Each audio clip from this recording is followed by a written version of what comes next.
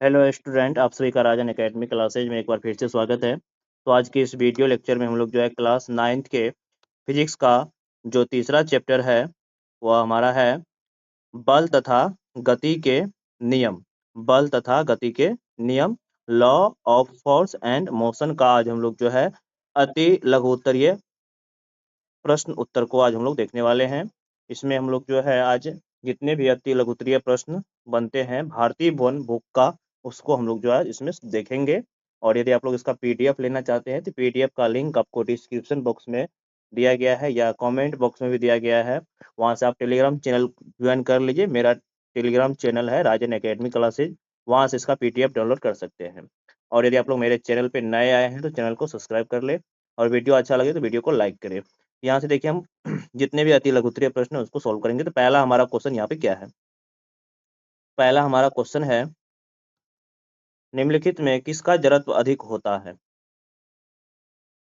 पहला नंबर बोला है एक रबर की गेंद एक उसी आकार का पत्थर का है, तो किसका ज्यादा होगा? तो जिसका द्रव्यमान ज्यादा होगा उसका जड़त्व भी ज्यादा होगा। तो रबर की तुलना में पत्थर ज्यादा भारी होता है, इसलिए इसका राइट आंसर हो जाएगा पत्थर। उत्तर में क्या लिखेंगे? पत्थर का। एक ही नंबर में वैसे लिखना है, मतलब ज्यादा इसको बड़ा नहीं बनाना है, पत्थर लिख देना है। उसका दूसरा है, एक साइकिल और एक रेलगाड़ी में किसका जड़त्व अधिक होगा? तो साइकिल और रेलगाड़ी में द्रव्यमान किसका होगा? रेलगाड़ी की द्रव्यमान ज्यादा होगा, इसलिए इसका उत्तर क्या लिखेंगे? रेलगाड़ी लिखेंगे।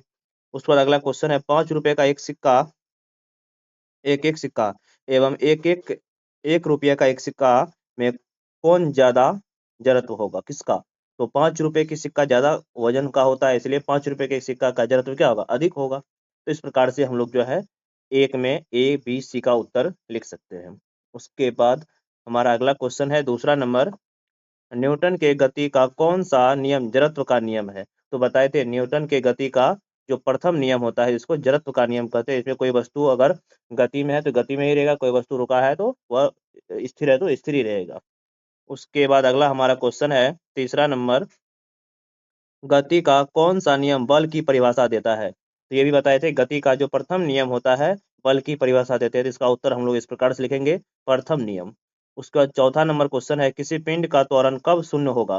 किसी पिंड का त्वरण कब शून्य होगा? हम लोग फॉर्मूला जानते हैं F बराबर ma। तो त्वरण कब शून्य होगा? जब बल असंतुलित बल जो है बहुत मतलब कम, मतलब जीरो होगा। यहाँ आप लिखेंगे इसका उत्तर, जब बाहरी असंतुलित बल शून्य हो तब पिंड का त्वरण भी क्या होगा? शून्य होगा। क्योंकि यहाँ से हम ए बराबर निकाल सकते हैं, F/m होगा। m गुना में दे देगा तो भागा में होगा। यहाँ से हम निकाल सकते हैं ए का मान, त्वरण का मान निकाल सकते हैं।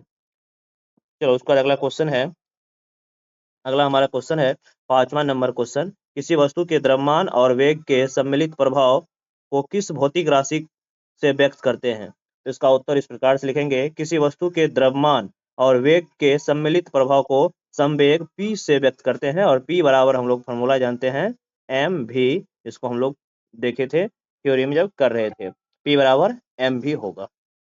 फॉर्मूला भी याद रखना है। उसके बाद अगला क्वेश्चन है, छठा नंबर क्वेश्चन है, संवेग के परिवर्तन की दर किस राशि को सूचित करता है? संवेग की परिवर्तन की दर किस राशि को? संवेग में जो परिवर्तन होता है, संवेग में परिवर्तन को p बराबर लिखे थे p2 माइनस p1, इसे लिखते हैं। या संवेग में परिवर्तन की दर पूछा है तो इसको बट्टे टी करेंगे तो ये किसके बराबर हुआ था? एफ के बराबर हुआ था ना। यहाँ पे एफ बराबर संवेग में परिवर्तन की दर एफ बराबर होता है p2 माइनस p1/t। संवेग में परिवर्तन की दर जो है ये बल को सूचित करता है, एफ बराबर p2 माइनस का p1/t। उसके बाद अगला क्वेश्चन है 7 नंबर का, एक पिंड पर लगे बल और उसमें उत्पन्न त्वरण के बीच क्या संबंध है? एक पिंड पर लगे बल और उसमें उत्पन्न त्वरण के बीच क्या संबंध है? अर्थात हमें पूछ रहा है F बराबर ma। तो पिंड और त्वरण में क्या संबंध है? दोनों का गुणनफल है ना, गुणात्मक संबंध है। आप इसका उत्तर इस प्रकार से लिख सकते हैं, गुणात्मक संबंध, और फॉर्मूला भी लिख लेना है F बराबर ma। ठीक है। उसके बाद अगला 8 नंबर का यहीं पे क्वेश्चन लिख दिया है। 8 नंबर का क्वेश्चन है, बल एक अदिश राशि है या सदिश राशि? तो बताया है बल जो है जैसे 10 न्यूटन लगाएंगे, इसमें हमें 10 न्यूटन उत्तर दक्षिण पूरब पश्चिम मतलब दिशा भी देना पड़ेगा। तो इसलिए एक सदिश राशि है। परिमाण तो होता ही है, उसके साथ साथ दिशा भी होता है, तो इसलिए बल एक सदिश राशि है। ठीक है। उसके बाद अगला क्वेश्चन देखेंगे, 9 नंबर का हमारा क्वेश्चन है, संवेग का एसआई मात्रक क्या होता है? तो संवेग, इसको हम लोग P बराबर लिखते हैं एम भी। तो एम का होता है केजी और गुना में मीटर प्रति सेकेंड वेग का। तो केजी मीटर प्रति सेकेंड यानी कि किलोग्राम मीटर प्रति सेकेंड, इसका उत्तर हम लोग लिखेंगे। उसके बाद अगला क्वेश्चन है 10 नंबर में, असंतुलित बल किसी वस्तु पर कैसा त्वरण उत्पन्न करता है? शून्य या अशून्य? असंतुलित बल लगेगा तो यानी मतलब इधर से मान लेते हैं 5 न्यूटन का बल लगाएंगे, तो इधर से लगा देते हैं 10 न्यूटन का बल, तो ये शून्य कभी भी होगा नहीं होगा ना, इसलिए अशून्य बल लगेगा, इसका उत्तर लिखेंगे अशून्य। उसके बाद अगला हमारा क्वेश्चन है 10 नंबर ना, 10 नंबर तो 11 नंबर का क्वेश्चन है, न्यूटन के तृतीय गति नियम को लिखे। तो बताएं न्यूटन के तृतीय गति नियम, अन्योन्य क्रिया, इसमें क्रिया के द्वारा प्रतिक्रिया बल लगता है, जिसको जितना बल लगाएंगे वो भी हम पे उतना बल लगाता है। इसका उत्तर हम लोग इस प्रकार से लिखेंगे, अन्योन्य क्रिया में पहली वस्तु द्वारा दूसरी वस्तु पर लगाया गया बल दूसरी वस्तु द्वारा पहली वस्तु पर लगाए गए बल के बराबर और विपरीत दिशा में होता है, अथवा प्रत्येक क्रिया के विपरीत प्रतिक्रिया होती है जो लगाए गए बल के बराबर लेकिन विपरीत दिशा में होती है। इस प्रकार से इसका उत्तर लिख देंगे।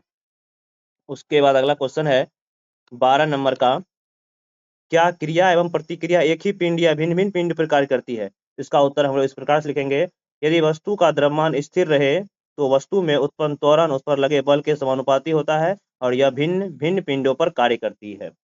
उसके बाद अगला क्वेश्चन है 13 नंबर का, निम्नलिखित तथ्यों की व्याख्या किस प्रकार के जड़त्व से होती है? पहला है, कूदने से पहले मनुष्य दौड़ता है। जब हम कूदते हैं तो उससे पहले दौड़ते हैं, तो ये किसका नियम है? तो ये गति के जड़त्व का नियम है। उसके बाद अगला है क में, उसके बाद ख नंबर में बोला है, साइकिल सवार द्वारा पैदल चलाना बंद करने के बाद भी साइकिल सड़क पर कुछ देर तक गति में ही रहती है। ये किसका नियम है? तो ये भी गति के जड़त्व का ही नियम है।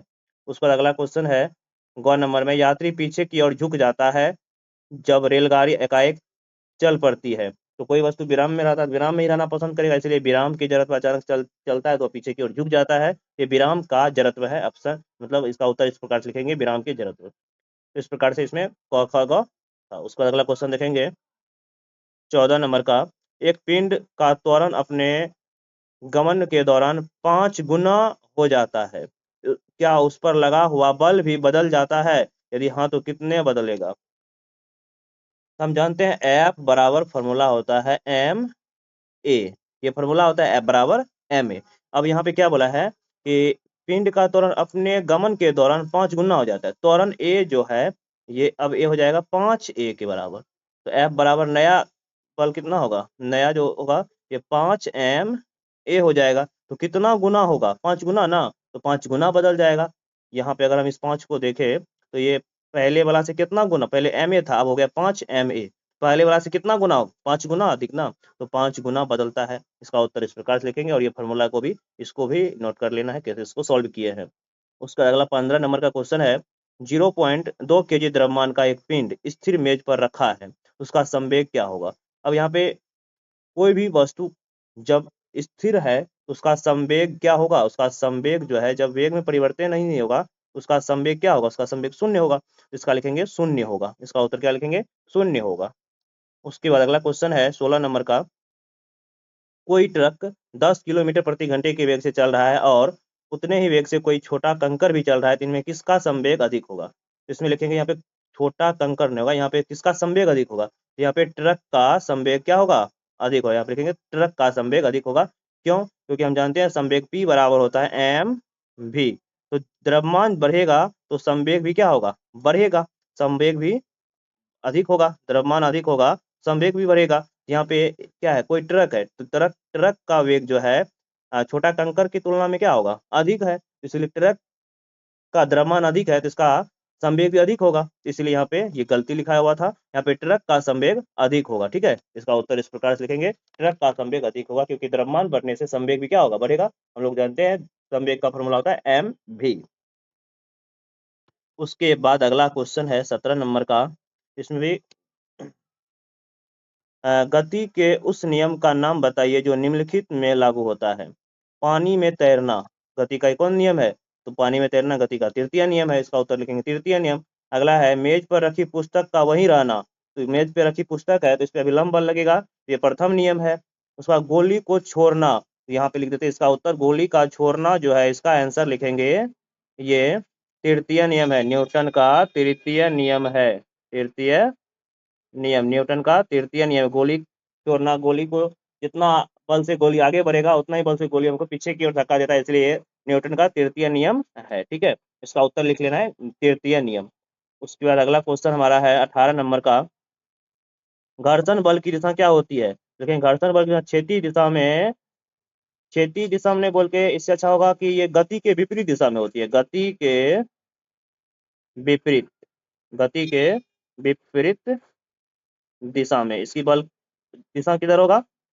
घर्षण बल की दिशा जो होता है, जैसे हम अगर मान लेंगे चलेंगे इधर तो घर्षण किधर करेंगे? तो इसके विपरीत दिशा में। तो घर्षण बल की हम दिशा जो होता है हमेशा गति के विपरीत दिशा में होती है। ठीक है, उसके बाद अगला क्वेश्चन है 19 नंबर का, 0.1 kg का एक पिंड चिकनी एवं समतल सतह पर 4 मीटर प्रति सेकंड के एक समान वेग से चल रहा है, तो उस पर लगा हुआ बल कितना होगा? अब यहाँ पे देखो 0.1 kg का एक पिंड है, चिकनी एवं समतल सतह पर चल रहा है, तो सतह पर 4 मीटर प्रति सेकंड के एक समान वेग से चल रहा है, तो उस पर लगा बल कितना होगा? मतलब हमें बल निकालना है, और यहाँ पे लिखेंगे बल जो होगा शून्य होगा, क्योंकि चूंकि त्वरण शून्य है, क्योंकि यहाँ पे एक समान वेग से चल रहा है, क्योंकि वेग में जब परिवर्तन ही नहीं होगा तो त्वरण क्या होगा? शून्य होगा। जब त्वरण शून्य होगा तो हम जानते हैं F बराबर होता है एम ए, तो यहाँ से F बराबर m गुना एक जगह पे जीरो रखेंगे तो F का मान कितना आएगा? जीरो आएगा। तो यहाँ से त्वरण क्या आएगा? त्वरण नहीं, त्वरण जीरो हुआ तो बल भी क्या होगा? क्योंकि यहाँ पे स्पष्ट बोला है कि 4 मीटर प्रति सेकंड के वेग से चल रहा है, 4 मीटर प्रति सेकंड के वेग से चल रहा है, तो वेग में परिवर्तन कहाँ हुआ? वेग में परिवर्तन जीरो हुआ। वेग में परिवर्तन की दर कोई क्या कहते हैं? त्वरण कहते हैं। वेग में परिवर्तन का दर त्वरण जीरो हुआ तो उस पर बल भी कितना लगेगा? जीरो होगा। इसका उत्तर यहाँ पे भाषा में लिख सकते हैं, चूंकि त्वरण शून्य है इसलिए बल शून्य होगा। नीचे में इस तरह से डेरिवेशन भी कर देना है। उसके बाद अगला क्वेश्चन है 20 नंबर का, 2 न्यूटन का एक बल 2 kg द्रव्यमान के एक पिंड पर कार्य करता है, तो उसमें त्वरण क्या होगा? तो हम जानते हैं फॉर्मूला F बराबर ma होता है। ठीक है, तो कितना न्यूटन का बल लगा रहा है? 2 न्यूटन का बल लगा रहा है। कितना द्रव्यमान पे 2 kg द्रव्यमान पे त्वरण निकालना है, तो एक ये रखेंगे, ये 2 गुना में रहेगा तो भागा में 2 से 2 कट गया, कितना है? 1 बचा, तो यहाँ पे इसलिए लिखेंगे त्वरण ए बराबर कितना होगा? 1 मीटर प्रति सेकंड स्क्वायर, इसका उत्तर लिखेंगे। उसके बाद अगला क्वेश्चन है 21 नंबर का, जो कि 21 का ये हमारा लगता है लास्ट ही क्वेश्चन है। लास्ट क्वेश्चन है 21 नंबर का, किसी वस्तु पर 25 न्यूटन बल लगाने से उसमें 5 मीटर प्रति सेकंड स्क्वायर का त्वरण उत्पन्न होता है, तो वस्तु का द्रव्यमान कितना होगा? अब वही फॉर्मूला लगाना है, F बराबर एम ए ही फॉर्मूला लगाना है। अब यहाँ पे हमें F दिया हुआ है, कितना दिया? बल कितना लगा है? 25 न्यूटन का। द्रव्यमान निकालना है तो M निकालना है तो M ही रहने देंगे। त्वरण कितना उत्पन्न करता है? 5 मीटर प्रति सेकंड स्क्वायर का त्वरण उत्पन्न कर रहा है। ये 5 गुना में M निकालना है ना, तो 5 उधर रहने देंगे, 5 गुना में इधर आएगा तो भाग में 5 से जो काटेंगे 5 का 5 पचे 25 पच्चे 25। ठीक है, तो ये यहाँ से M का मान जो आएगा, M का मान आएगा 5 kg, 5 kg।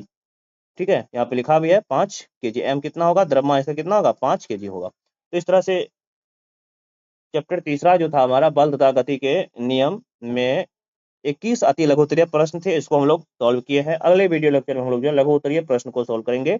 यदि आप लोगों को वीडियो अच्छा लगा हो तो वीडियो को लाइक करें, और हमारे चैनल पे नए आए हैं तो चैनल को सब्सक्राइब करें। धन्यवाद।